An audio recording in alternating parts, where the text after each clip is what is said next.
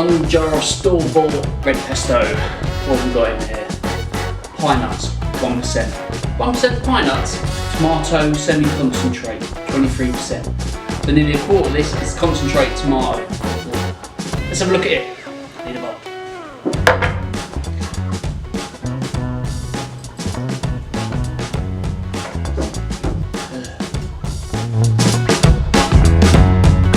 Hi guys, welcome to another episode of Paulie's Kitchen. My name's Paulie and this is my kitchen. In today's episode I'm going to be showing you how to make a traditional red pesto from Sicily in southern Italy. This is a 2-minute fingers crossed video, so we're going to crack straight on. Everything for this dish you will need is here. Don't worry if you've missed those, I will be putting those in the info box below as per usual, so do check out there. Guys, there is a little watermark over on the right hand side of the bottom of your screen. Hover over that, click the subscribe button so you do find out when I release my next video, which will be really soon. I'll be using this pesto for it, hint hint. So in the meantime guys, let's crack on and make some red pesto.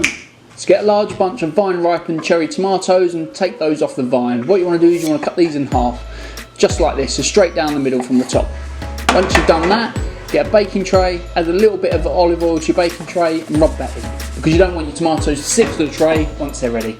So pop all these onto your baking tray, just like this. Take your baking tray and pop that into your oven on a low heat, about 130 degrees for a couple of hours. Once they're ready, pull them out and put them aside until they cool.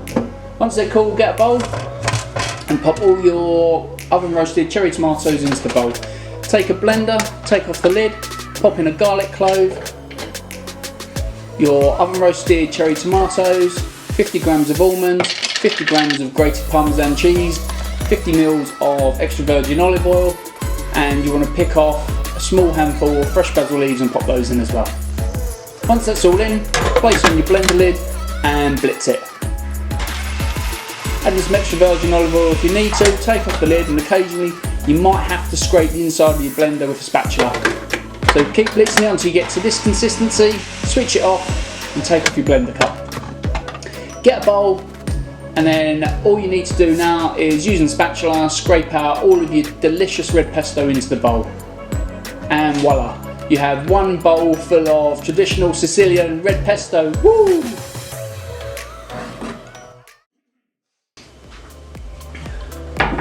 So yeah guys, that's how you make a fresh red pesto from Sicily. I mean, it looks absolutely amazing. I mean, just look at it. Look at all those lovely little flecks of green. So it's really quick, really simple to do, and really worth the effort. So anyway guys, thanks for watching. Do hit subscribe, do hit that bell button so you do find out when I'm going to release my next video, which I'll be using this.